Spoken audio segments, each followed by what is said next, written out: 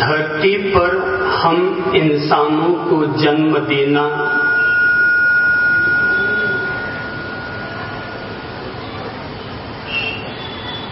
कुदरत का काम है, लेकिन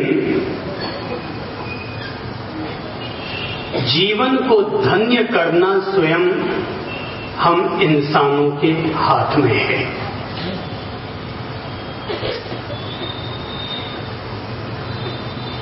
मिट्टी को पैदा करना कुदरत का कानून है, लेकिन उस मिट्टी को सही सार्थक आयाम देना इंसान की समझदारी और प्रतिभा का परिणाम है।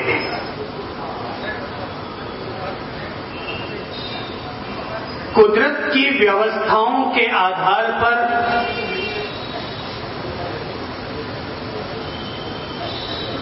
अमावस की रातों का हमें सामना करना पड़ सकता है, लेकिन अमावस की उन रातों में घर के अंधेरों को दूर करने के लिए चिरागों को रोशन करना यह इंसान की अपनी फितरत है।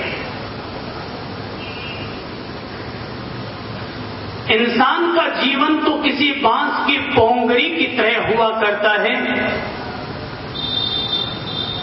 कि अगर इंसान को इस बांस की पोंगरी को साधने की कला आ जाए तो ये बांस की पोंगरी तब बांस की पोंगरी नहीं रहती, यही बांस की पोंगरी इंसान के लिए बांसुरी बन जाया करती है। जिस मिट्टी को लोग अपने पांवों के तले रौंदा करते हैं, अगर इंसान अपनी प्रतिभा का उपयोग करना शुरू कर दे तो यही माटी तब माटी नहीं रहती, यही माटी तब किसी मंदिर में रखी जाने वाली प्रतिमा बन जाया करती है। माना कि दुनिया के लिए गंदगी गंदगी कहलाती होगी, पर अगर गंदगी का भी सही सार्थक उपयोग करना आ जाए तो वही गंदगी खाद बन करके किसी भी पौधे के लिए फूल की खुशबू का आधार बन जाया करती है। और यही बात हम सब लोगों के जीवन के साथ भी लागू होती है कि हम लोग जन्म के धरातल पर तो सारे लोग एक ही जैसे हैं। जानवर में और इंसान में जन्म के धरातल पर कोई फर्क नहीं है, सारा फर्क जीवन और जीने के स्तर पर है। एक अनपढ़ गंवार इंसान भी अपनी जिंदगी को जी जाया करता है और एक समझदार प्रतिभावान व्यक्ति भी, लेकिन दोनों में बुनियादी फर्क होता है। यदि इंसान कुदरत ने इंसान को जैसा पैदा किया है, यदि इंसान उसी के मुताबिक जीवन भर चलता रहा तो ऐसा इंसान खेत खलिहान में मजदूरी करके अपनी सेकंड क्लास की जिंदगी जीने को ही मजबूर रहेगा। ये बात सच है कि अंबानी परिवार भी 15 रुपया किलो का आटा खाता होगा, राम गोपाल सोनी भी अपने आप में 15 रुपया किलो का ही आटा खाता होगा, और उनके यहाँ पर काम करने वाला नौकर भी 15 रुपया किलो का ही आटा खाता होगा। खाने के आधार पर जीवन का मूल्यांकन नहीं किया जा सकता। जीवन का धरातल कुछ और बुनियादी ऐसे रूप होते हैं कि जिसके कारण एक व्यक्ति घर में काम कर रहा है और दूसरा व्यक्ति कौम का मालिक बना हुआ होता है। कुदरत ने इंसान को जैसा जन्म दिया है, अगर हम जीवन भर वैसा ही जीने के लिए मजबूर रहेंगे तो हमारे भी कुत्तों की तरह बड़े नाखून हो जाएंगे, हमारे भी किसी गाय की तरह गंदे दांत रहेंगे, हम भी किसी शेर की तरह कभी मांसाहार करते हुए मिलेंगे और कभी अंडा खाते हुए मिलेंगे। इंसान एक जानवर की तरह पैदा भले ही होता है, पर जानवर का जीवन जीने के लिए पैदा नहीं होता। इंसान का जीवन जो कि हम लोग इस धरती पर आए हैं, बनने के लिए, कुछ करने के लिए, कुछ हो गुजरने के लिए हम लोग यहाँ पर पैदा होते हैं।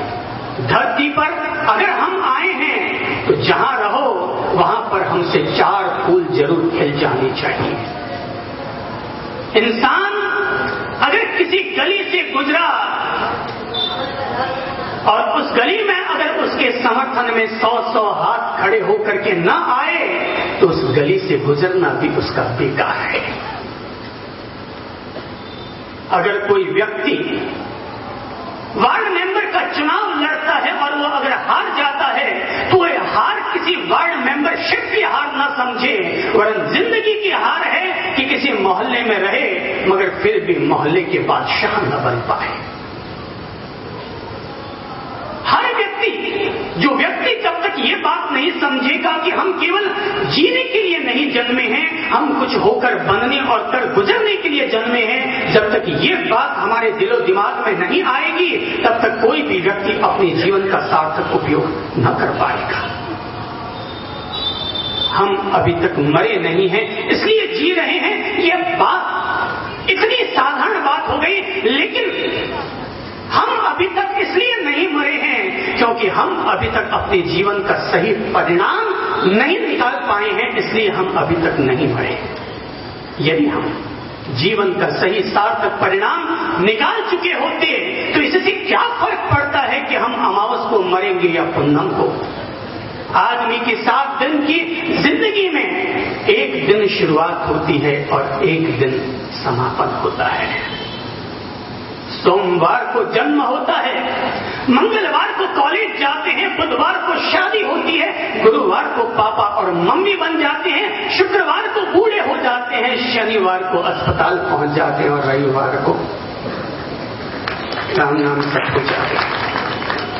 इन्हीं 7 दिनों में से आप चाहे जिस वार से आप अपने जीवन की शुरुआत कर सकते हैं। आप देख लें कि आपकी जन्म की तारीख कौन सी है। अगर आप बुधवार से शुरुआत करते हैं तो वापस मंगलवार पर आकर के समाप्त कर दीजिए। सारे वार अच्छे होते हैं। दिन न कभी शुभ होता है न कभी अशुभ होता है। आदमी के कर्म ही शुभ और अशुभ हुआ करते हैं। आदमी के कर्म ही शुभ और अशुभ हुआ करते हैं, दिन शुभ और अशुभ नहीं हुआ करता। अमावस को पैदा होने वाले लोग भी चंद्रप्रभ बन जाते हैं और पूनम को पैदा होने वाले लोग भी सड़कों पर भीख मांगते फिरते हैं। आदमी के कर्म अच्छे होने चाहिए, न कि आदमी के जन्म के दिन।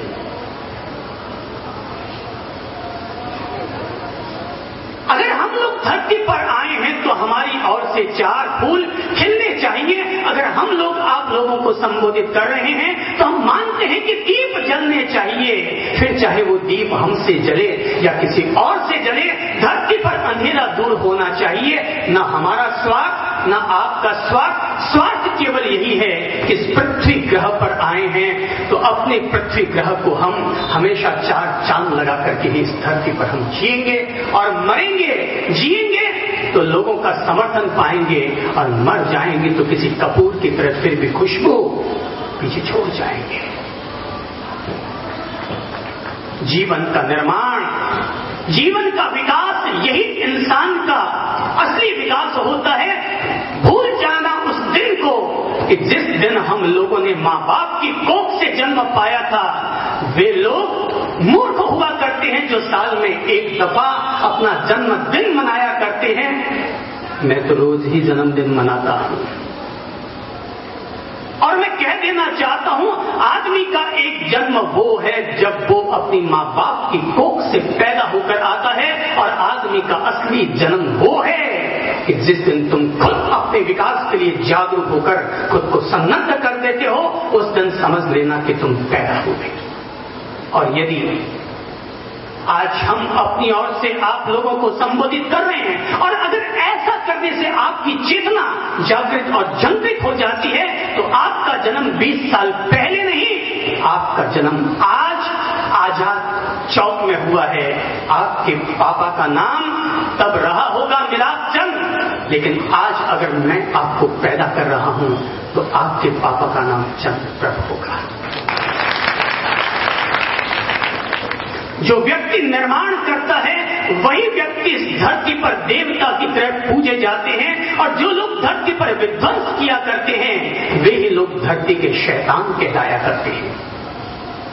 नहीं जानते हैं जो लोग जीवन का मर्म नहीं समझते, वे ही लोग धर्म स्थानों पर बैठ करके किसी स्वर्ग के देवताओं की चर्चा किया करते हैं। मैं स्वर्ग की चर्चा नहीं करूंगा, क्योंकि मुझे सुनने के लिए सामने देवता नहीं बैठे। मैं नरक की चर्चा नहीं करूंगा, क्योंकि मुझे सुनने के लिए कोई यमराज सामने नहीं बैठा है। सुनने के लिए इंसान बैठे हैं, इसलिए इंसान होकर इंसान की बात करेंगे, इंसान के विकास की बात करेंगे, इंसान के निर्माण की बात करेंगे। और निर्माण से ही तो जीवन श्रृंगारित होता है, निर्माण से ही तो परिवार का गौरव बढ़ता है, निर्माण से ही तो समाज शोभनीय बनता है, निर्माण से ही देश पूरे विश्व के सामने अपनी नाक गौरव के साथ खड़े करने जैसा बनता है। मेरे पास एक सज्जन आए और मुझसे पूछने लगे, किस दुनिया में भगवान की ताकत बड़ी है या शैतान की ताकत? स्वाभाविक है, अगर आपसे भी यही सवाल किया जाए तो जो जवाब आप देंगे वही जवाब मैंने भी दिया। मैंने कहा कि दुनिया में भगवान की ताकत ही बड़ी होती है। सज्जन ने मुझसे फिर प्रश्न किया कि अगर दुनिया में भगवान की ताकत बड़ी होती है तो शैतान भगवान की बनाई हुई इन महान रचनाओं को फिर नष्ट क्यों कर डालता है? और अगर शैतान ईश्वर की बनाई हुई रचनाओं को अगर नष्ट करता है तो इसका अर्थ यह हुआ कि शैतान की ताकत ईश्वर की ताकत से कहीं ज्यादा बड़ी हुई। मैंने कहा, भैया जरा एक बात बताओ कि तुम हो कौन, तुम्हारा परिचय क्या है? उसने कहा, सर मैं एक चित्रकार हूं, मैं एक पेंटर हूं। मैंने कहा, बहुत सुंदर। यदि तुम एक चित्रकार हो तो जीवन का ये मर्म लेते जाओ। मैंने पूछा, मैंने कहा कि आप हैं कौन? तो जवाब मिला, चित्रकार। मैंने पूछा, एक बात बताओ कि यदि तुम्हें मैं अपना चित्र बनाने के लिए दे दूं तो तुम उसे कितने दिन में पूरा कर डालोगे? बिल्कुल हूबहू सुंदर सा है, मेरे जैसा। कहने लगे, यही कोई 2 महीने तो लग जाएंगे। मैंने कहा, बहुत सुंदर। अगर आप कहते हैं कि मेरा चित्र, सुंदर सा चित्र बनाने में 2 महीने लग जाएंगे, जरा मुझे एक बात बताओ कि मेरे बने हुए चित्र को बिगाड़ने में कितना वक्त लगेगा? उसने कहा, 2 मिनट। मैंने कहा, बस यही जीवन का मर्म लेकर के जाना कि धरती पर उस आदमी की कीमत नहीं है। ताकत का मूल्यांकन इस आधार पर नहीं होता कि किस आदमी में कितनी ताकत है। ताकत का मूल्यांकन इस आधार पर होता है कि किस व्यक्ति ने सृजन किया या विध्वंस किया। सृजन करने में 2 महीने लगते हैं, पर विध्वंस करने में उसी चीज का 2 मिनट लगा करता है। इस धरती पर हम लोग यदि विध्वंस करना है तो न तो आपको हमें सुनने की जरूरत है और न किसी तरह की अच्छी किताबों को पढ़ने की आवश्यकता है। विध्वंस की रोशनी तो आपको अपने आप मिल जाएगी। घर में आने वाले कुत्ते को लोग रोटी कम ही लोग डालते हैं, डंडा उठाकर घर से बाहर निकालने की तकलीफ समझानी नहीं पड़ती। आदमी के भीतर पहले से ही ये कचरा भरा पड़ा है। हमारी उपयोगिता इसी में है कि हम आपके हाथ में पड़े हुए डंडे को हटा दें और डंडे पर एक मशाल थमा दें, ताकि उसकी रोशनी में आप कुत्ते के प्रति भी ईश्वरीय प्रेम को जगह दे सकें। जीवन का निर्माण होना चाहिए। जीवन का निर्माण होना चाहिए, जीवन का परिवर्तन होना चाहिए। याद रखना भाई, अ से अनार तो होता ही है, ब से बकरी होती ही है, स से सपेरा होता ही है। सारे स्कूलों में यही सब तो पढ़ाया जाता है। लेकिन अ से केवल अनार ही नहीं होता, अ से अदब भी होता है। ब से केवल बकरी नहीं होता, ब से बहादुरी भी होता है। स से केवल सपेरा नहीं होता, स से सहारा भी होता है। सपेरा होता है, स से अगर ये पढ़ना है तो स्कूल में चले जाना, और स से अगर सहारा होता है ये पढ़ना है तो कहां चले आना? आजाद चौक में चले आना। अगर जीवन के पाठ पढ़ने हैं, आज की पढ़ाई के स्वरूप बदल जाने चाहिए। अब इस धरती पर केवल गोरबाचोव को पढ़ने से कुछ नहीं होगा। अब इस धरती पर किसी तैमूर लंग या चंगेज खां के इतिहास को पढ़ने से कुछ नहीं होगा। इस धरती का अगर कायाकल्प होगा तो केवल जीवन के पाठ पढ़ने से ही जीवन का कायाकल्प हो सकेगा।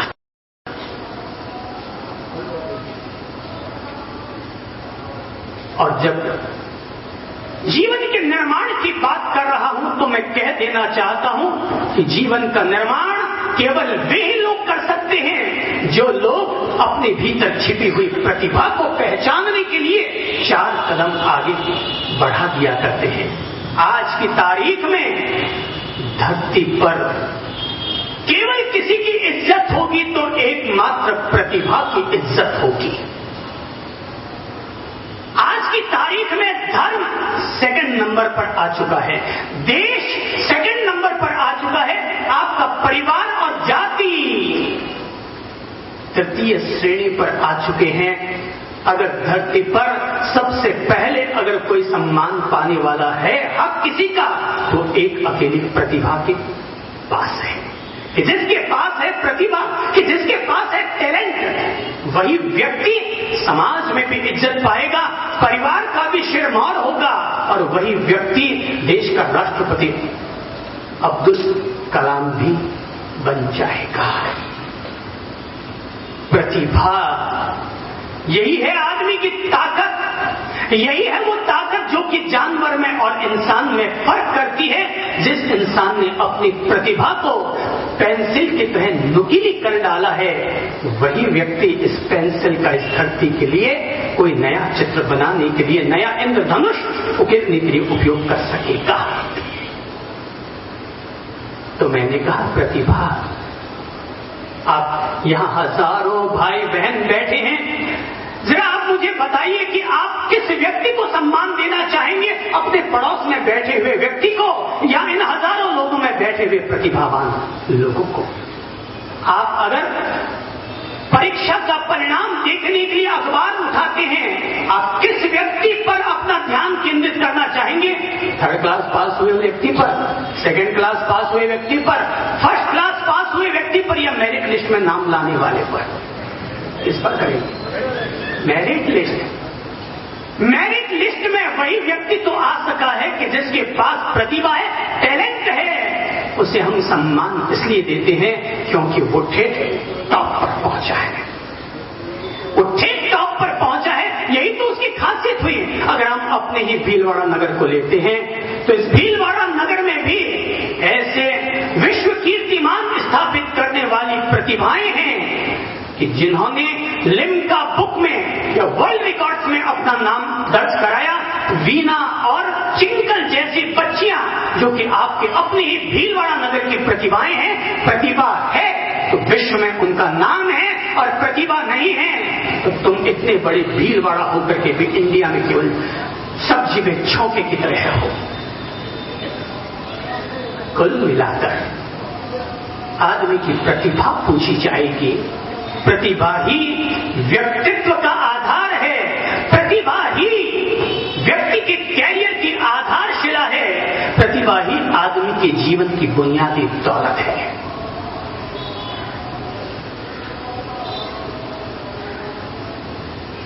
और प्रतिभा उम्र का तकाजा नहीं रखती कि अमुक व्यक्ति के पास प्रतिभा होगी। अरे कुछ लोग 8 साल की उम्र में एक्टिव हो जाते हैं और कुछ लोग 80 साल की उम्र में भी अपने आप को फिर से नई जिंदगी देनी शुरू कर देते हैं। मैं बताना चाहूंगा, संबोधि धाम के डॉक्टर जो कि जीवन भर इंजीनियर बने हुए रहे, लेकिन 60 साल की उम्र में उस व्यक्ति को डॉक्टरी से प्रेम हुआ और 60 साल की उम्र में उस व्यक्ति ने डॉक्टरी की पढ़ाई शुरू की और 65 साल की उम्र में वो व्यक्ति डॉक्टरेट हुआ। उम्र कोई मूल्य नहीं रखती। जागे तभी सवेरा। जब इंसान अपने आप में खुद को एक्टिव कर लेता है, उसी दिन उसका जन्म हो जाता है और फिर से नई जिंदगी की शुरुआत हो जाया करती है। निठल्ला निकम्मापन आदमी के कोई काम का नहीं होता।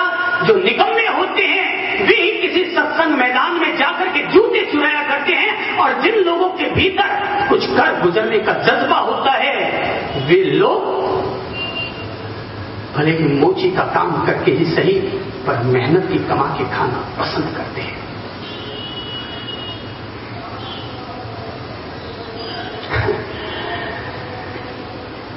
आदमी के एक्टिवनेस का मूल्य है। कहते हैं कि एक दफा पानी के जहाज से लोग गुजर रहे थे और एक बूढ़ा 80-82 वर्ष का व्यक्ति चाइनीज भाषा सीख रहा था। दूसरे व्यक्ति ने पूछा, इस उम्र में चाइनीज भाषा सीख रहे हो? दुनिया की सबसे कठिन भाषाओं में एक है चाइनीज भाषा। बोले इस उम्र में ये भाषा सीख रहे हो, क्या करोगे सीख करके?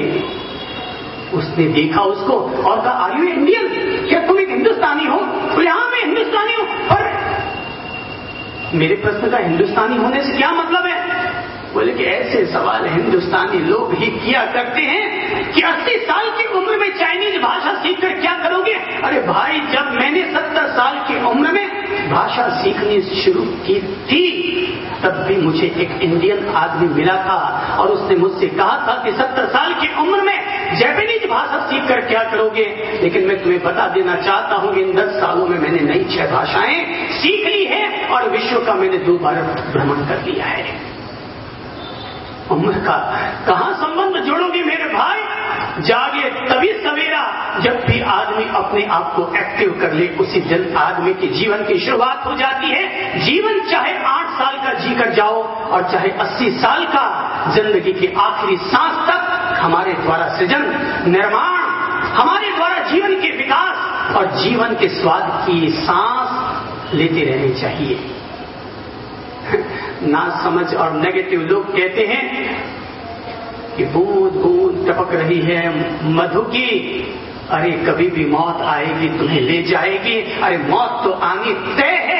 हम कोई मरने के लिए नहीं जी रहे हैं, जीवन जीने के लिए जी रहे हैं। मौत चाहे आज आए चाहे अगले साल आए, इसकी कौन परवाह करता है? मूल्य केवल इस बात का है कि हमें सदा इस बात का संतोष रहेगा कि हमने अपने जीवन की हर सांस का सार्थक उपयोग किया है। हमने किया तो हमारे आने वाली पीढ़ी भी हम पर गौरव कर सकेगी। ये वही है हमारे दादा परदादा कि जिनका कि हम लोग आज भी गौरव के साथ नाम लिया करते हैं। प्रतिभा, खास तौर पर आज संबोधित करूंगा कि बच्चों के पास जो प्रतिभा है, क्योंकि प्रतिभा उसकी नींव बच्चों के पास है, तो बालकों के साथ हमें अपनी प्रतिभा को उजागर करने का प्रयत्न करना चाहिए। हमें जैसी प्रतिभा उजागर करनी थी हमने कर ली, पर कम से कम हमारा आने वाला कल, हमारे परिवार का कल, हमारे समाज का कल, हमारे धर्म का कल इतना उज्जवल होना चाहिए कि आने वाला कल कह सके ये अमुक परिवार का, अमुक समाज का, अमुक कौम और अमुक धर्म का आदमी है। गौरव तो तब होगा ना कि जब हम अपने आप को इसके लिए लगाएंगे। बालक भगवान के रूप होते हैं भाई, बालक भगवान के रूप होते हैं। बालक ही हर विकास की नींव हुआ करता है।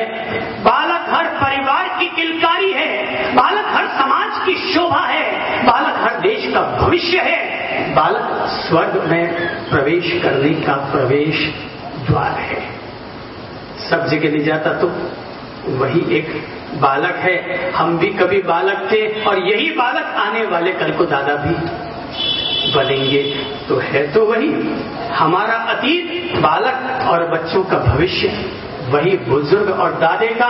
कभी हम थे बचपन में और कभी ये होंगे 55 में, कभी हम थे बचपन में और कभी ये होंगे 55 में। फर्क केवल कभी साइकिल का एक चक्का ऊपर होता है तो ऊपर वाला नीचे आ जाता है, और जिसको हम नीचे समझते हैं वही चक्का ऊपर आ जाया करता है। बालक तो निर्माण का धरातल है। जैसा इनका निर्माण होगा आने वाला देश का भविष्य वैसा ही होगा। मैं गौरव के साथ कहूंगा कि हमारे बच्चों का भविष्य इतना उज्जवल है, हमारे आने वाले देश और विश्व का भविष्य इतना उज्जवल है कि मात्र 10 वर्ष के बाद ये सारा संसार अपना इतना निखरता हुआ रूप देखेगा, इतना निखरता हुआ रूप कि पिछले 5000 साल में भी ऐसा इतिहास दुनिया ने कभी नहीं देखा होगा। माना कि अतीत महान रहा होगा, लेकिन हम अतीत की कब तक गौरव गाथाएं गाते रहेंगे? हम अपने वर्तमान की गौरव गाथा गाना क्यों नहीं सीखते? हम केवल अतीत को ही गौरवशाली कहते रहेंगे? नहीं, हम जिस युग में पैदा हुए हैं हमारे लिए वही युग महान है। माना कि महावीर का युग महान होगा, लेकिन हम जिस युग में पैदा हुए हैं हमारा युग कोई गलत नहीं है।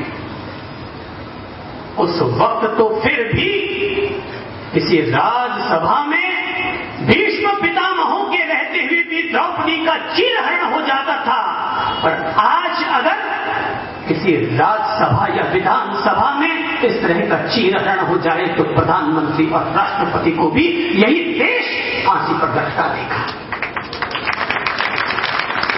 अतीत के हाथ फिर भी बंधे हुए थे, क्योंकि अतीत का राज्य किसी एक हाथ में था और वर्तमान का राज्य पूरी जनता के हाथ में है। इसलिए आज का युग पहले से कहीं ज्यादा बेहतर है। हम अपने वर्तमान को कमजोर क्यों कहें? सन 2020 सन 2021 तक ये देश नया कल देखेगा, नया इतिहास देखेगा। अरे कल तक फसलों से सोना उगता और आने वाले कल को लोगों की प्रतिभाओं से, लोगों की कलम से और लोगों के अंदाज से भी सोना और हीरा उगलना शुरू हो जाएगा। समृद्धि के द्वार खुलते चले जा रहे हैं। लोग भूल चुके हैं कि गरीबी के दिन भी कोई हुआ करते थे। आज गरीब से गरीब घर में भी एक स्कूटर मिल जाएगा। धोबी का काम करने वाले व्यक्ति के हाथ में भी मोबाइल मिल जाएगा। आपके घर में झाड़ू पोछा लगाने वाले व्यक्ति के घर में भी एक छोटी सी टीवी मिल जाती है। समाज बहुत सुखी हुआ है, इंसानियत बहुत सुखी हुई है। गरीबी के दिन भी बीतते जा रहे हैं। लोग कहते हैं अपरिग्रह, अपरिग्रह। याद रखना, भगवान ने कभी भी गरीबों के लिए अपरिग्रह की बात नहीं कही है।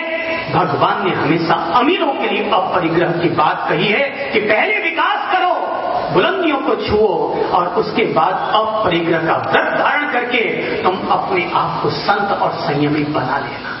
गरीब आदमी बेचारा क्या संतोष धारण करेगा? वो तो वैसे भी संतोषी है। वो क्या करेगा? दाल रोटी खाने के अलावा उसके पास कोई चारा ही नहीं है।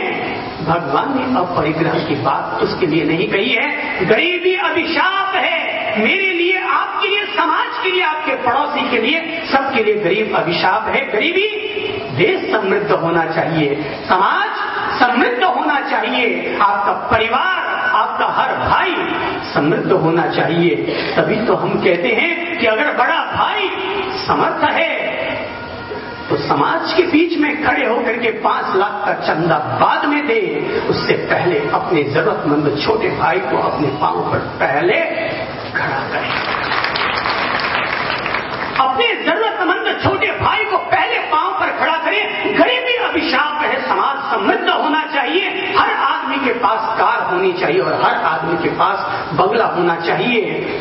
हम लोग उस रास्ते पर चल रहे हैं और आने वाले 10 साल के बाद ये पूरी दुनिया ऐसे रास्ते पर आ जाएगी और सारी धरती पर भगवान की समदर्शिता का सिद्धांत व्याप्त हो जाएगा। बालक तो नींव है, जैसा हम इनमें डालेंगे वैसा ये निकल करके आएगा। कंप्यूटर का सिद्धांत है, दुनिया का भी सिद्धांत है, जैसा बोओगे वैसा पाओगे। और कंप्यूटर का सिद्धांत है, जैसा उसमें फीड करोगे वैसा ही वापस आउट करोगे। Good in good out, wrong in wrong out, जैसा डालोगे वैसा वापस बाहर निकल करके आएगा। अगर सास अपनी ओर से गलत व्यवहार करेगी बहू के साथ, क्या लौट कर आएगा? Wrong in wrong out. सास अगर अपनी बहू को बहू मानना बंद कर दे और सास अगर अपनी बहू को बेटी मानना शुरू कर दे, गुड इन गुड आउट। अच्छी चीज डालोगे तो वापस अच्छी चीज निकल करके आएगी। बहू अगर अपनी सास को सास मानना बंद कर दे और सास को अपनी जाई मां समझना शुरू कर दे तो क्या होगा? Good in good out. और सास और बहू अगर कुत्ता बिल्ली की तरह लड़ते रहे तो क्या होगा?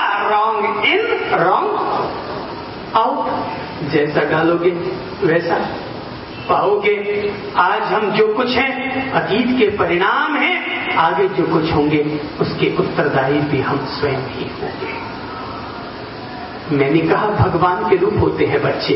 बच्चे गड़बड़ नहीं करते, हम बड़े लोग गड़बड़ करते हैं। बच्चे झूठ नहीं बोलते हैं? बच्चे को अगर पूछ लो, मैं देख रहा था संत प्रवर पूछ रहे थे बच्चे से कि बच्चा बताओ झूठ बोलना पाप है कि पुण्य है, गलत है कि सही? बच्चा झट से खड़ा होता है, कह देता है कि झूठ बोलना गलत है। पर किसी भी बड़े से अगर पूछ लो कि झूठ बोलना गलत है या सही है, जबान लड़खड़ा जाएगी। बोलूं तो क्या बोलूं? सच बोलूं तो ठीक नहीं होगा, गलत बोलूं तो ठीक नहीं होगा। अगर मैं बोल दूं कि झूठ बोलना गलत है तो मैं खुद भी तो बोलता हूं। बड़े आदमी लड़खड़ा जाएंगे, पर छोटे हमेशा सत्य रूप ही होते हैं। बच्चे भी झगड़ते हैं, बच्चे भी झगड़ते हैं, मगर फर्क है। और फर्क ये है, बच्चे झगड़ते तो हैं तो तुम्हें में भी कर लेते हैं, गाली गलौज भी, सारा बाप ने सारी माँ ने, चाहे जो मुंह से बोल देते होंगे, लेकिन 2 मिनट बाद वापस कंचे खेलने शुरू कर देते हैं। और हम हैं ऐसे बड़े बच्चे, मैं जानबूझ के कह रहा हूं बड़े बच्चे, हम लोग हैं ऐसे बड़े बच्चे कि एक बार अगर किसी से तू मैं हो गई तो जिंदगी भर हम उसका मुंह देखना भी पसंद नहीं करते। तो जरा बताओ कि बड़े अच्छे हैं कि बच्चे? कौन अच्छे हैं? कौन अच्छे? बच्चे मन के सच्चे, बच्चे मन के सच्चे, सारे जग की आंखों के तारे। अरे ये वो नन्हे फूल हैं जो भगवान को लगते प्यारे। बच्चे मन के सच्चे, सारे जग की आंखों के तारे। ये वो नन्हे फूल हैं जो भगवान को लगते प्यारे। बच्चे मन के। अगर आपको अपना बचपन याद आ रहा हो तो जरा अपने अपने बचपन को याद करें हम सब लोग, और देखिए कि हम लोग किस तरह से महावीर की तरह पलने में झूमते थे, राम की तरह पायलों को पांव में बांध करके ठुमकते थे, और अगर हम झगड़ भी पड़ते थे तो किस तरह से वापस गलबाही भी कर लिया करते थे। बच्चे मन के सच्चे, सारे जग की आंखों के तारे। ये वो नन्हे फूल है जो भगवान को लगते।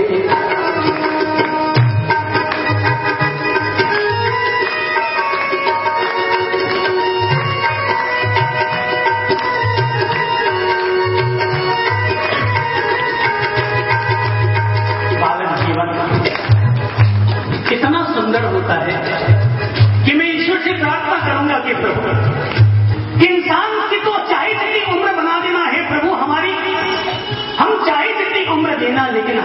स्वभाव को सदा एक बच्चे और बालक की तरह बनाए रखना, ताकि हम हर हमेशा एक दूसरे से गले लगते रहें और एक दूसरे से प्यार मोहब्बत करते रहें।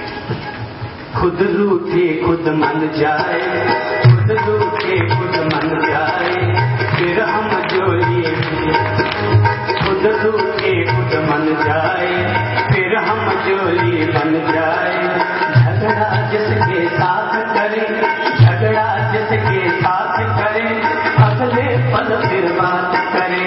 झगड़ा जिसके साथ करे, अगले पल फिर बात करे। इनको किसी से बैर नहीं, इनके लिए कोई गैर नहीं। इनको किसी से बैर नहीं, इनके लिए कोई गैर नहीं। इनका भोलापन लगता है सबको बाह पसारे। बच्चे मन के सच्चे, सारे जग की आंखों के तारे। अरे ये वो नन्हे फूल है जो भगवान को लगते प्यारे। बच्चे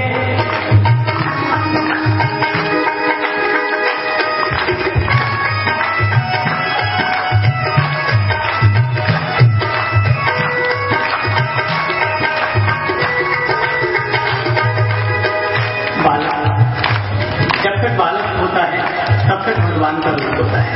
इसीलिए ये व्यवस्था है कि अगर कोई 3 साल की बच्ची है तो 3 साल की उम्र से लेकर 11 वर्ष तक की बच्ची को अपने घर पर बैठा करके जीमाना दुर्गा और जगदम्बा देवी को जीमाने के समान कहलाता है।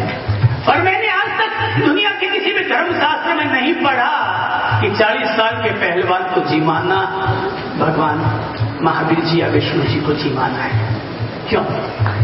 इंसान जब तक बच्चा है तब तक समझो अच्छा है। इंसान जब तक बच्चा है तब तक समझो। जो जो उसकी उम्र बढ़े, जो जो मन पल में चढ़े। जो जो उसकी उम्र बढ़े, जो जो मन पर मैल चढ़े। क्रोध बढ़े नफरत घेरे, लालच की आदत घेरे। क्रोध बढ़े नफरत घेरे, लालच की आदत घेरे। बचपन इन पापों से हटकर, बचपन इन पापों से हटकर अपनी उम्र गुजारे। बच्चे मन के सच्चे, सारे जग की आंखों के तारे। ये वो नन्हे फूल है जो भगवान को लगते। भूल गए, भूल गए, भूल गए। बोलना भी, बजाना भी।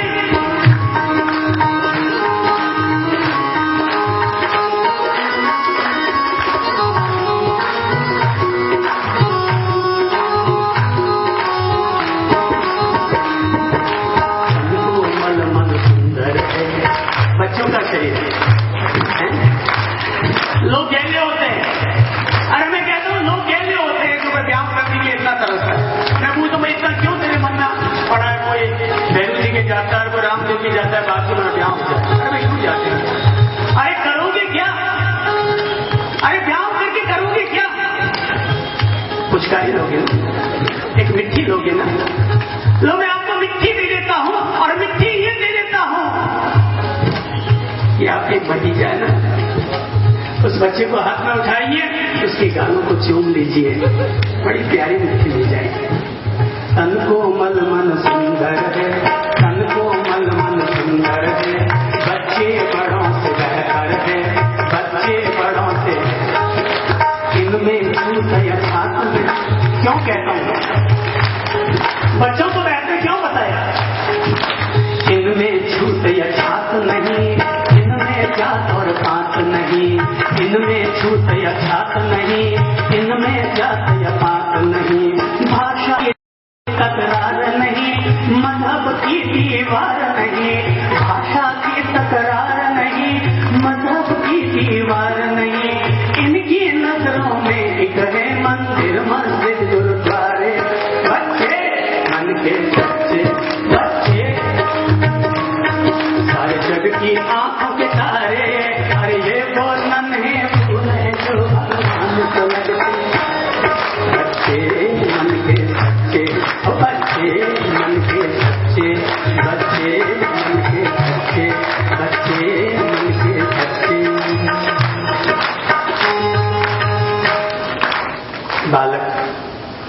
भगवान के रूप होते हैं।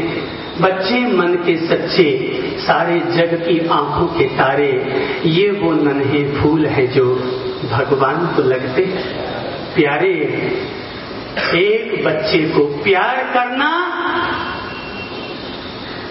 मंदिर में बैठे भगवान को प्यार करना है, और एक बच्चे के गाल पर चांटा लगाना उस माखन चोर के गाल पर चांटा लगाने के बराबर।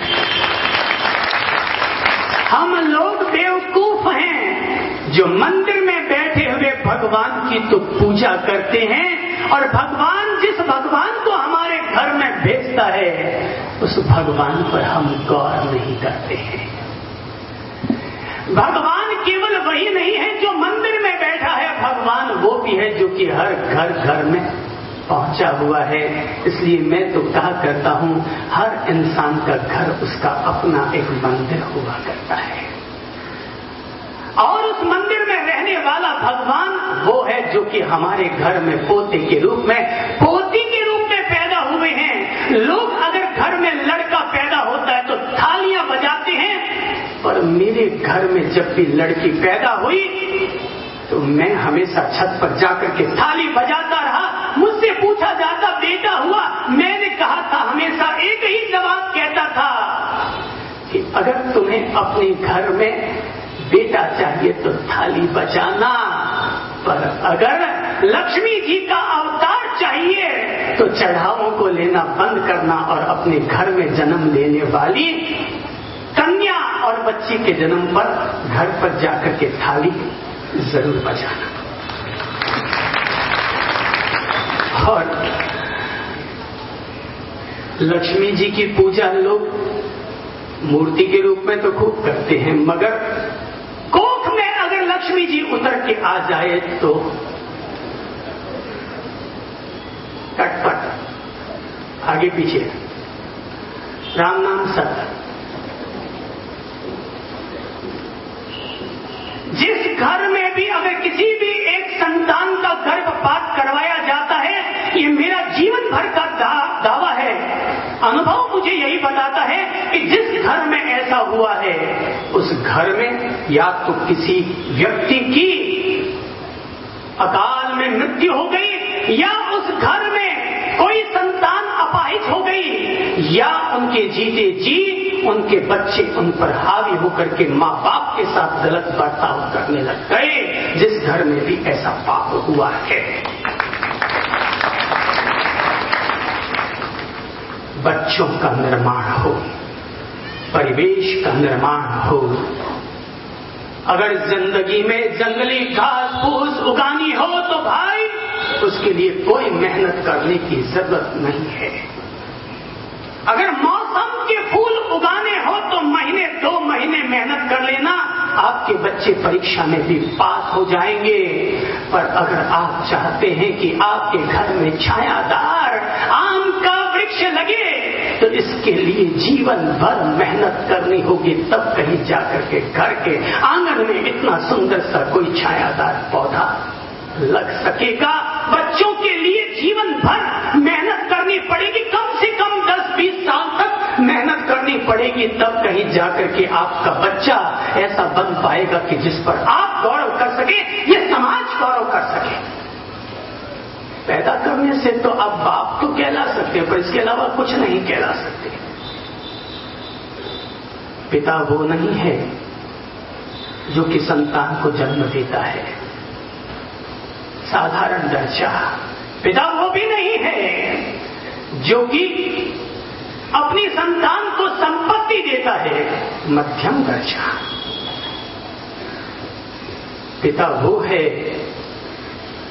जो अपनी संतान को जन्म भी देता है, संपत्ति भी देता है, और दोनों के साथ साथ संस्कार और संस्कृति भी देता है।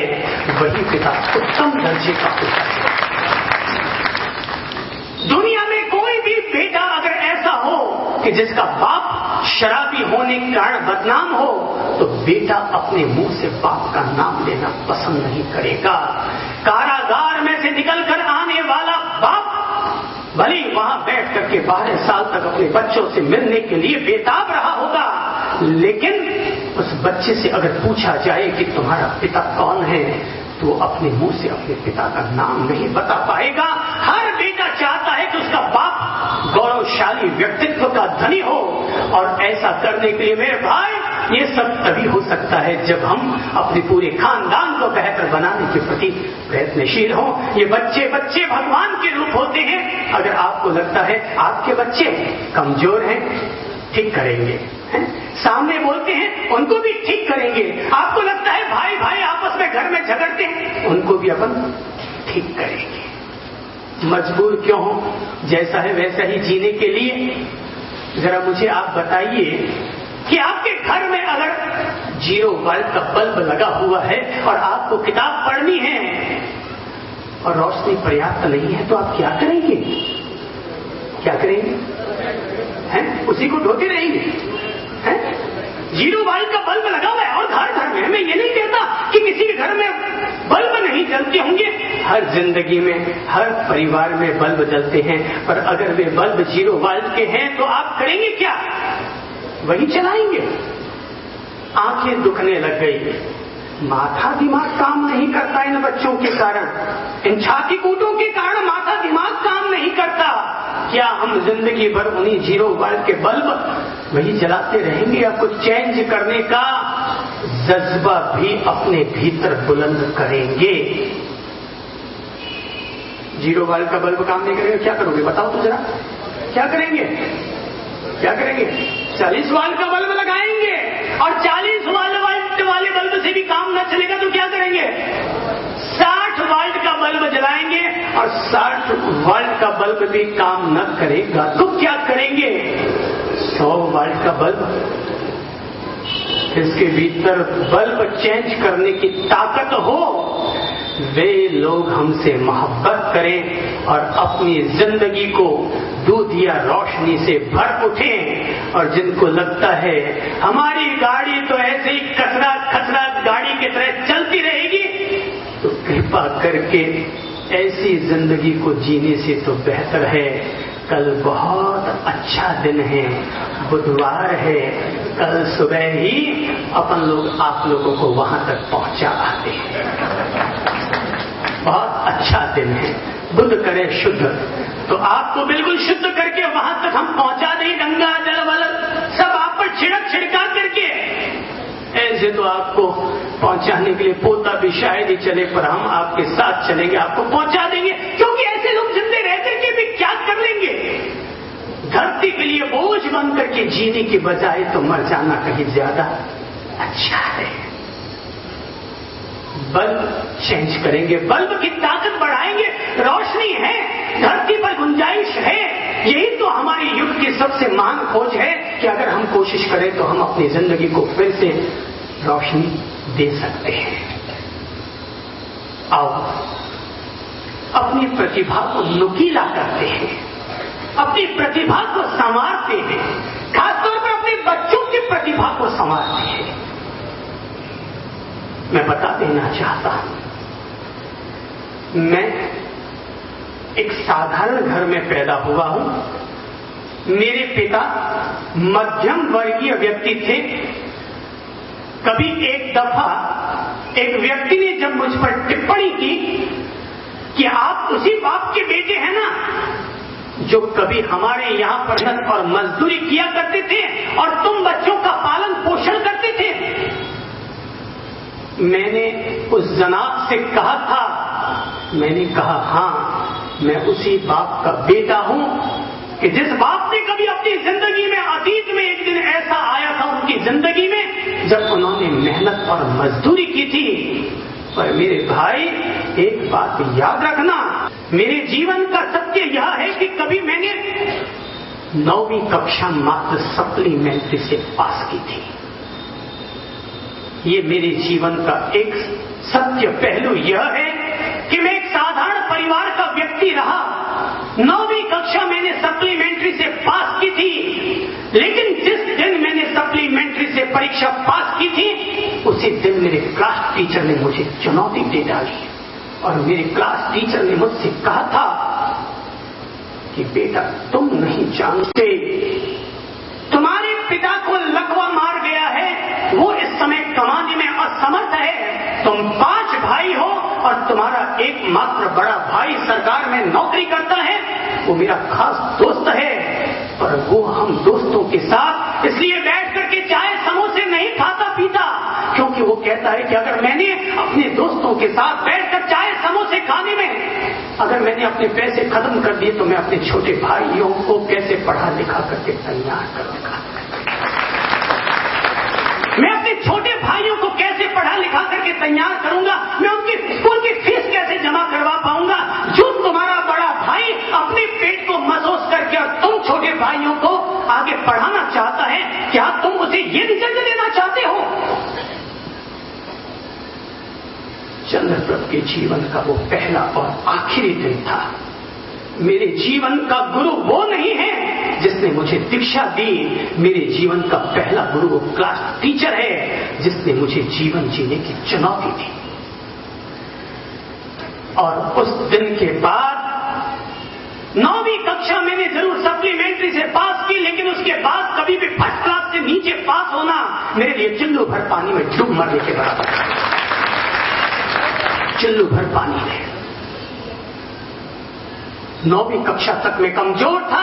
इंसान तभी तक कमजोर है जब तक उसको जीवन में कुछ बनने के लिए चुनौती ना मिले, और जिस दिन आदमी को चुनौती मिल गई और फिर भी अगर वो आदमी उस चुनौती को झेल कर भी अपने आप को कुछ न बना पाया, ऐसा आदमी नपुंसक है। वो आदमी नपुंसक है, उसकी चेतना, उसकी आत्मा नपुंसक है कि जिस आदमी में फिर भी चेतना और आत्मा न जग सके। और आज भी कोई हमें कुछ भी क्यों न कहे, लेकिन पदयात्रा है, सीमा है, देश में हर जगह जा नहीं पाते हैं। आप केवल यही गुमान मत कर लेना कि केवल भीलवाड़ा में ही हमें सुनने के लिए हजारों लोग आते हैं। हम देश के किसी भी कोने में जाते हैं, लोग हमें सुनने को बेताब रहते हैं, क्योंकि हम वो सब कहते हैं जो कि हमारे जीवन में है, जिनसे कि जीने का स्तर ऊपर बढ़ता है।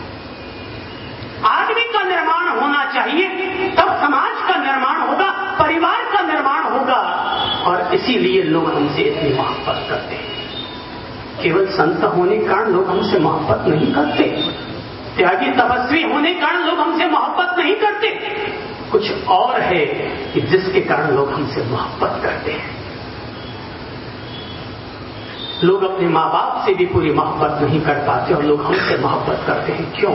कुछ है, कुछ हमने अपने जीवन में ऐसा पनपाया है जिसके कारण लोग हमें मोहब्बत करते हैं। याद रखना भाई कि दुनिया में खाली बोरी कभी भी खड़ी नहीं हो सकती।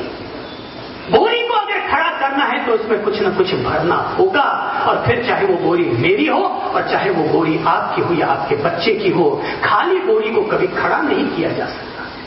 सहारा चाहिएगा। अगर उसको आप खड़ा भी कर देंगे, जैसे ही छोड़ेंगे वो गिर जाएगी। और जिस बोरी में किसी ने कुछ, चाहे अपने पुरुषार्थ से और चाहे औरों के पुरुषार्थ से, जिसने बोरी को भर दिया है, वो बोरी खड़ी होगी। केवल गुब्बारों में फूंक भर देने से गुब्बारे आसमान को नहीं छुआ करते, वो हमारे हाथों में ही सदा पनपते रहेंगे। गुब्बारों को आसमानों तक पहुंचाने के लिए आदमी को भी कुछ न कुछ करने पड़ेंगे, कि जिसके कारण कोई सुभाष बहेड़िया का ठेका है क्या कि वही आदमी नगर का विधायक बनेगा? अरे मैं भी विधायक और आप भी विधायक, अरे अपन सब एमएलए साहब बनेंगे, पर बनेंगे तो तभी ना। पर केवल इतना ही है, उनकी बोली भर गई और हमारी बोली खाली रह गई। हम भी अगर अपनी बोरी में कुछ भर दे तो हम भी यूं ही होंगे। हो, आदमी का जीवन बोलने लगता है, आदमी का काम बोलने लगता है, आदमी की तरक्की अपने आप बोलने लगती है, लोगों का समर्थन अपने आप जुटने लगता है, तब जब तुम कुछ हो जाते हो, तब जब तुम कुछ बन जाते हो। मैं चाहता हूं सन 2021 तक ये सारे बच्चे इस देश के आधार बने और आने वाले कल के लिए ये दाग हटा दे कि युवा पीढ़ी कुछ कर नहीं रही है। मैं दावे के साथ कहूंगा कि युवा पीढ़ी आज जितना जो कुछ कर रही है, उतना इतिहास में किसी ने कभी कुछ नहीं किया होगा। लोग कहेंगे युवा पीढ़ी धर्म से विमुख हो रही है। मैंने सुना था, परसों प्रवेश हुआ था तो एक राजनीतिज्ञ व्यक्ति ये कह रहे थे, राजनीतिज्ञ व्यक्ति ये कह रहे थे कि ये बूढ़े लोग सुनते हैं, जवान लोग नहीं सुनने को आते सत्संग। मैं कहूंगा उस राजनीतिज्ञ व्यक्ति से कि अब तक आप लोगों ने केवल अपने रटे रटाए भाषण दिए होंगे, कभी हमारी सभाओं में आकर देखो, आपको 70% युवा मिलेंगे और 30% बुजुर्ग मिलेंगे। और हम कह दिया करते हैं बुजुर्गों से, बुजुर्गों आप घर में रहो, अपने बच्चों को हमारे पास भेज दो, क्योंकि हम आपके काम के कम हैं और नई पीढ़ी के काम के ज्यादा हैं। हम बच्चों का ऐसा निर्माण कर देंगे कि जिससे कि आपके दादाओं के प्रति सम्मान और ज्यादा बढ़ जाए। बिगड़ती हुई पीढ़ी को फिर से सही रास्ते पर ले आने वाले संतों का नाम ही चंद्रप्रभा नरेंद्र है। अब हम निर्माण करते हैं, मैं दंभ नहीं भरता, मैं घमंड नहीं करता, पर मैं इंसान को अपने आप पर गौरव करना जरूर सिखाऊंगा, आत्मसम्मान की रक्षा करना जरूर सिखाऊंगा, बच्चों की प्रतिभा निखारते हैं।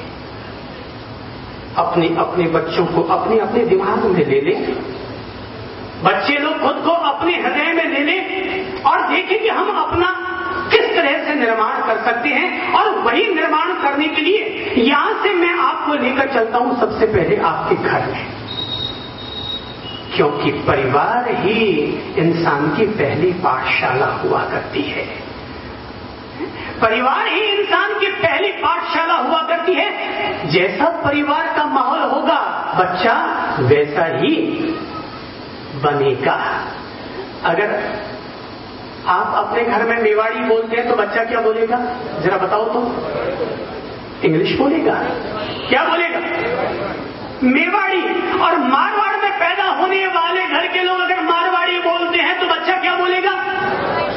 और अगर इंग्लिश घर में पैदा होने वाले घर के सारे लोग इंग्लिश बोलेंगे तो बच्चा क्या बोलेगा? इंग्लिश। और घर के लोग अगर गाली गलौज करेंगे तो बच्चा क्या करेगा?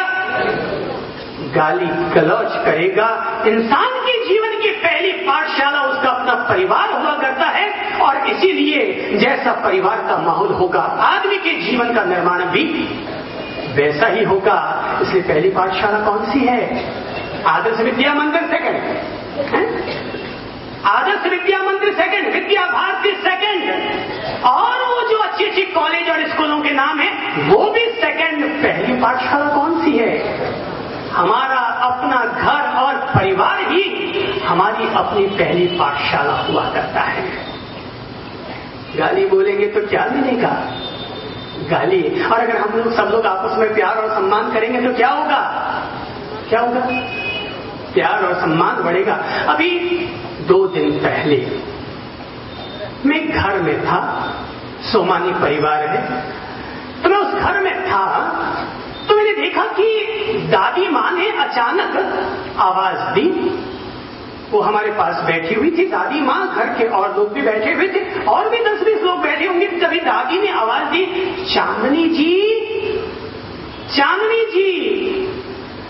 मैंने सोचा हो सकता है या तो जेठानी होगी या कोई सगा प्रसंगियों में कोई होगी।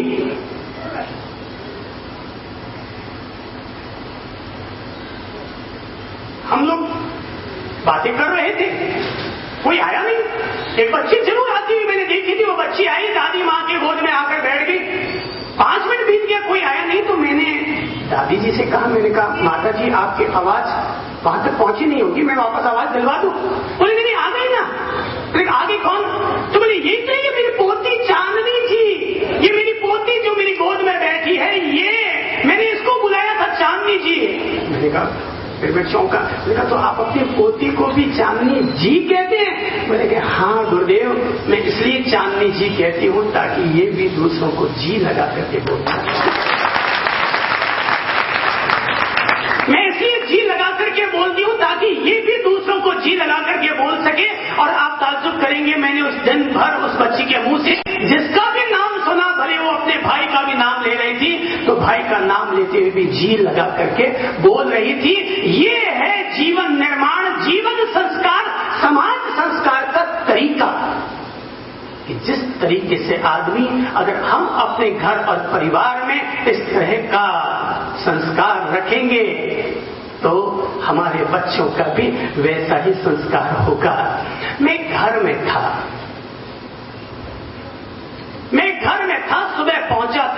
सुबह पहुंचा तो जो उनका लड़का था ना, यहीं पास में ही एक ओसवाल परिवार था, तो उनके घर पर पहुंचा तो उनका जो बेटा है ना वो आया, उसने यूं धोख लगे मुझे, यूं मतलब जैसे मतलब रिमोट से वो तसा जो जुड़ते हैं ना, मतलब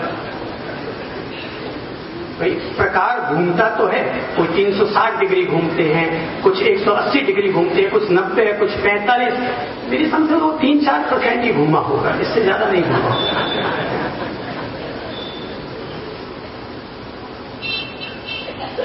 तो इतना सा झुका हो, ठीक है, झुका। मैंने पूछा, भैया कमर में दर्द है क्या? है नहीं। मैंने कहा यार तो झुक मत, किसने कहा झुकने को, और झुकता है तो दोनों घुटने नीचे टिका। तो उसने दोनों घुटने नीचे टिकाए, मैं कहना कुछ और चाहता हूं, उसने दोनों घुटने नीचे टिकाए, मैंने कहा दोनों हाथ जोड़ो, उसने दोनों हाथ जोड़े, और मैंने कहा माथा नमाओ, उसने माथा नमाया, पंचांग नमा करके मैंने कहा मुझे धोख लगाओ। यार ऐसे बड़े गुरुजी की जबरदस्त है यार, पूरा इतना धोख लगवाते। मैंने कहा पूरा धोख लगाओ, उसने पूरा धोख लगाया, मैंने माथे और कमर पर हाथ रखा, मैंने कहा बेटा खूब पढ़ लीजिए, भूल लीजिए, यशस्वी बनीजिए। मैंने कहा खड़ा हो, वो खड़ा हुआ। मैंने कहा जा माँ बाप के पास। बोले क्यों? मैंने कहा जा तो सही। गया। बोले क्या करूं? मैंने कहा दोनों घुटने टेक, दोनों घुटने टेक। समझ गया वो, दोनों घुटने टेके, दोनों हाथ जोड़े, माथा नमाया और माँ की आंखों से आंसू झरने लगे। मैंने कहा ये भैया मैंने आपको इसलिए झुकना सिखाया, ये झुकना मैंने अपने प्रति नहीं, अपने को माध्यम बना करके मैंने तुम्हें तुम्हारे माँ बाप के प्रति झुकना सिखा दिया। परिवार में हम जैसा माहौल देंगे हमारे बच्चे वैसे ही बनते चले जाएंगे। अगर आप देखेंगे कि घर में कोई मेहमान आया, आप अगर इज्जत देंगे तो बच्चे भी उनको इज्जत देना सीखेंगे। और आप अगर कहेंगे, आते समझ गए ओ पधारिए पधारिए, आपके आने से एक पाव खून बढ़ गया, और जैसे वो जाने लगते पिंडो छूटिया, तो बच्चा पीछे खड़ा हुआ ये सब सुन रहा है और उसको लगता है इस घर में भूल करके भी मुझे अपने दोस्त को नहीं लाना चाहिए, क्योंकि वो भी जब जाएगा तो उसके भी यही हाल होंगे, पिंडो छूटियो। घर का माहौल, जैसी भाषा, जैसा व्यवहार, जैसे कार्यकलाप, जैसी जीवन शैली, बच्चों पर वैसा ही प्रभाव पड़ेगा। बच्चों को अगर कहते रहोगे, मोटे मोटे उपदेश झाड़ते रहोगे और खुद कुछ भी न करोगे तो बच्चों पर याद रखना, उपदेशों का असर कम पड़ता है, उन्होंने जो जीवन देखा है उसका असर कहीं ज्यादा पड़ता है। बच्चों ने जो जीवन देखा है उसका असर ज्यादा पड़ता है। आदमी का जीवन बोलना चाहिए। हम महावीर की पूजा क्यों करते हैं, गांधी को इज्जत क्यों देते हैं? इसलिए नहीं कि वो कोई महान आदमी हो गए, इसलिए क्योंकि उन्होंने महान जीवन की मालकियत पाली थी, अर्थात उनका जीवन बोलने लग गया था। दादाजी का जीवन बोलेगा तो पोते अपने आप उनकी इज्जत करना सीखेंगे। कुल मिलाकर के जीवन बोलना चाहिए, आपकी जीवन शैली बोलनी चाहिए, वही परिवार का आधार बनेगी। तो परिवार में आपको लेके चल रहा हूं, देख लें। अगर आपको लगता है सिगरेट पीते हो, हाँ, अगर आप अपने बेटे को सिगरेटी बनाना चाहते हैं, मुझे कोई दिक्कत नहीं, बेटा आपका है, मैंने तो पैदा किया नहीं है, मैं क्यों सोचूं। और हाँ, अगर आप चाहते हैं कि मेरा बेटा सिगरेट न पिए तो क्या करना होगा? अगर आप शराब पीते हैं, हमें क्या तकलीफ है? माल आपका, पैसा आपका, घर आपका खराब हो रहा है, पत्नी आपको गालियां दे रही है, घर आपका बर्बाद हो रहा है, हमें क्या इसमें दुख है? पर अगर आप चाहते हैं आपका बेटा शराबी न बने, शराबी बाप का बेटा न कहलाए, मेरे आने वाली पीढ़ी शराबी और भंगेड़ी न बन जाए, तो भैया इस बार जब शिवरात्रि आए ना तो भांग मत घोटना। शिवरात्रि आ जाए तो जलेड़ी के पास जाकर शिवलिंग पर हाथ रख करके कसम खा लेना कि मैं आज के बाद कभी भी भांग नहीं पीऊंगा।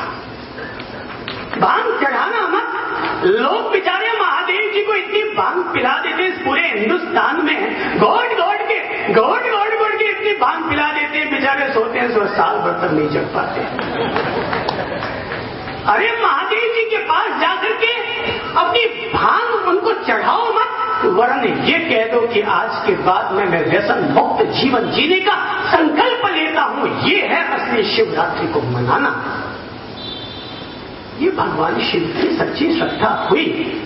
लोग बेटे बाहर तो बोलते हैं जियो और जीने दो, और सांझ को करते हैं पियो और पीने दो।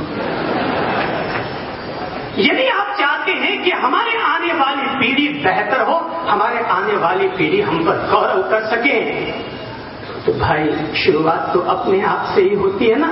तो परिवार में गाली निकालते हो, अगर आप चाहते हैं आपका बेटा आने वाले कल को श्रवण कुमार बने, तो आप भी अपने माँ बाप की इज्जत करना शुरू करिए ताकि आपका बेटा भी श्रवण कुमार बन सके। बहनों, अगर आप चाहते हैं कि आप श्रवण कुमार की मां बन सके, तो अपने पति को भी श्रवण कुमार होने की प्रेरणा जरूर दें। अगर आपने अपने पति को श्रवण कुमार बनने की प्रेरणा न दी, तो आपका बेटा भी श्रवण कुमार न बन सकेगा। और जैसा आपने अपने पति के हाथों आपने सास ससुर को जो चीजें दी है, उससे कहीं दुगुना चौगुना। मैंने तो सुना है तुम 1 पैसा दोगे वो 10 लाख देगा, तो हो सकता है 10 लाख गुना आप पर लौट कर आए। अगर आपने बेइज्जती की तो बेइज्जती 10 लाख खुदा लौट कर आएगी। और माँ बाप सास ससुर भाई बहन जेठ जेठानी की अगर 1 गुना इज्जत की, तो 10 लाख गुना इज्जत लौट कर डाइवर्ट होकर के आएंगी। परिवार का माहौल ठीक, तो आने वाले देश का कल ठीक। दूसरा कारण, बच्चे हमारे भगवान के रूप हैं, बच्चे हमारे हैं। हमने न जाने कितनी मिन्नत करके उनको उपलब्ध किया है, तो उनको हमें आगे बढ़ाना होगा। और आगे बढ़ाने का तरीका यही है कि जिंदगी में वो जिस दिन भी अच्छा काम कर बैठे, थापी जरूर दीजिए, वाह बेटा शाबाश क्या काम किया है, तो अपने बच्चों को पुरस्कार और प्रोत्साहन देने की आदत डालिए। वेरी गुड, फेल हो जाए ना तो डांट डपट मत लगाना, ठीक है हो गया, पर पास हो जाए तो अरे वाह यार क्या शानदार अंक लेकर आया, हालांकि वो 6 नंबर कम लाया, दूसरे बच्चों की बनिस्बत 6 अंक कम लाया है। अगर आप कहेंगे टाइम पढ़ी हो साल भर तक, अरे इतना कम अंक लाया, तो फिर क्या होगा? निराशा पैदा होगी, घुटन पैदा होगी, दिमाग में चिंता हावी हो जाएगी, किताबों का बोझ उसके दिमाग पर चढ़ जाएगा। बच्चे फूल की तरह कोमल होते हैं मेरे भाई बहनों, उनको प्रोत्साहन की जरूरत है, उत्साहवर्धन की जरूरत है। कमर थपथपाओ, कभी बच्चों को कमर थपथपाई है? एक दिन में एक बार जरूर थपथपा दिया करो। हाँ अरे वाह वाह वाह वाह, मजा आ गया है, मजा आ गया। लोग तारीफ करते ना एक दूसरे की, जीमने के लिए जाते हैं तो लोग क्या कहते हैं जीमने के, अरे वाह भाई वाह वाह क्या क्या क्या जबरदस्त क्या खाना बनाया, अटकते अटकते बोलते रहेंगे, पर बोल देंगे अरे वाह भाई वाह वाह क्या, हालांकि कड़ी फीकी थी, हालांकि बाहर जाके आप उसकी कड़ी फीकी करेंगे, मगर फिर भी आप कहते हैं अरे वाह वाह वाह वाह भाई क्या खाना बनाया है। अरे भाई 40 रुपए का खाना खाने के बाद आप 60 रुपए की तारीफ करते हैं, तो घर में जो टावर पैदा हुए हैं उनकी तारीफ करना क्यों नहीं सीखते? ससुरों, ओ ससुरों, बहुओं से अगर सेवा ज्यादा करवानी हो ना, बहुओं से अगर सेवा ज्यादा करवानी हो तो कमियां कम निकालो, और जो भी जैसा भी बना के ले आए ना बड़ी तारीफ करो। हाँ की सब्जी जल गई आज, वाह भाई वाह बहु रानी का ही खाना बनाया जोरदार मस्त, मजा आएगा। तारीफ, दुनिया में तारीफ अच्छी लगती है, निंदा आलोचना टिप्पणी किसी को भी अच्छी नहीं लगती, इसलिए किसी की निंदा मत करो, क्योंकि किसी को भी निंदा नहीं अच्छी नहीं लगती है। लोग कहते हैं आप लोगों की तारीफ बहुत कर देते हैं, भाई हम तो निंदा भी कर दे अगर तुम्हें झेलने की ताकत होता तो। तुम अगर चाहते हो, मुझे आज तक जिंदगी में ऐसा एक भी व्यक्ति नहीं मिला, लोग आते तो हैं और कहते हैं साहब आप हमारे गुरु हैं, कुछ हमारी कमियां बताइए ताकि हम उनको सुधार सके। मुझे बलिभांति जीवन का बोध हो चुका है कि कभी भी किसी कमी बताना मत, वरना वो तुम्हारी कमियां निकालना शुरू कर देगा, वो तुम्हारी सब्जियां निकालनी शुरू कर देगा। इसलिए हमेशा सब्जी चल जाए तो भी क्या जैसे कवि सम्मेलन होते हैं ना, वो कर तो रहे हैं हालांकि बोर, मगर फिर वाह वाह वाह भाई वाह, वंस मोर तो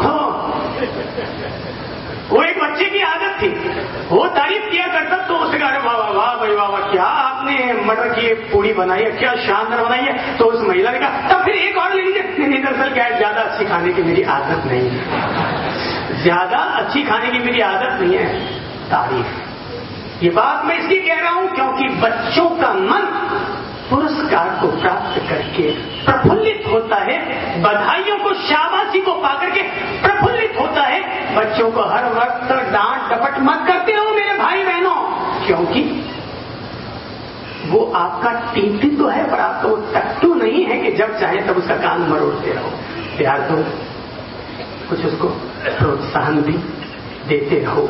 तीसरा काम और करो, अपने बच्चों को बुलंद हौसले दो, ऊंचे सपने देखने की रजा दो, उसको ऊंचे लक्ष्य बनाने की रजा दो, उसको बताओ कि जीवन का निर्माण कैसे होता है। अपने बच्चों को समझाओ कि बच्चों, जिंदगी में अगर कभी भी कठिनाइयां आ जाए तो घबराना मत, प्यासे कौवे की कहानी सुनाना और अपने बच्चों को बताना कि बेटा एक था प्यासा कौवा, प्यास के मारे भटक रहा था, कहीं पानी न मिला, अचानक एक जगह आधा घड़ा पानी मिला, चोंच अंदर डाली पर पानी फिर भी पी न सका। उसने बुद्धि का इस्तेमाल किया, पत्थर उठा उठा करके घड़ी में डालने शुरू किए। ज्यों ज्यों पत्थर अंदर आते गए त्यों त्यों पानी ऊपर आता चला गया। बच्चों, मेरे प्यारे बच्चों, याद रखना, जिंदगी में मुसीबतें हर किसी की जिंदगी में आया करती है, लेकिन जब भी मुसीबत आ जाए तो तुम भी उसी तरह से पेश आना जैसे कि प्यासे कौवे ने मुसीबत की वेला में अपनी श्रेष्ठ बुद्धि का इस्तेमाल किया था। हम लोग भी मुसीबत की वेला में अपनी श्रेष्ठ बुद्धि का इस्तेमाल सदा सदा करते रहें ताकि आगे बढ़ सके। हौसलों को बुलंद करो, ऊंचे सपने देखो, ऊंची कल्पनाएं करो और ऊंची मेहनत करो। आने वाला कल आपका है, आने वाला भविष्य आपका है। आप आज जितनी मेहनत करेंगे वो आने वाला कल ब्याज सहित आपको वापस लौटा भी देगा। इस भारत के कप्तान हुए हैं हॉकी के महान कप्तान रूप सिंह। जो लोग की हॉकी के बारे में जानते हैं वे भली भांति जानते हैं ये रूप सिंह वही व्यक्ति रहा है कि जिस व्यक्ति को बचपन में गेंद थी पास में और हॉकी थी हाथ में, एक उठा करके जोर से मारी, गेंद बाउंड्री को पार करके बगल के किसी मकान में चली गई और वहां के कांच की खिड़की को उसने फोड़ दिया। घर का मालिक प्रिंसिपल को उपालम देने के लिए आया, इस लड़के ने हॉकी से गेंद इस तरह मारी कि मेरे मकान की खिड़की फोड़ दी। मास्टर आया देखने के लिए, दूरी मापी, मकान को देखा, खिड़की को देखा, बीच में हुए छेद को देखा। मास्टर ने उपालम देने की बजाय उसकी पीठ थपथपाई और कहा कि कल से तुम मेरे कॉलेज के हॉकी टीम के कप्तान रहोगे।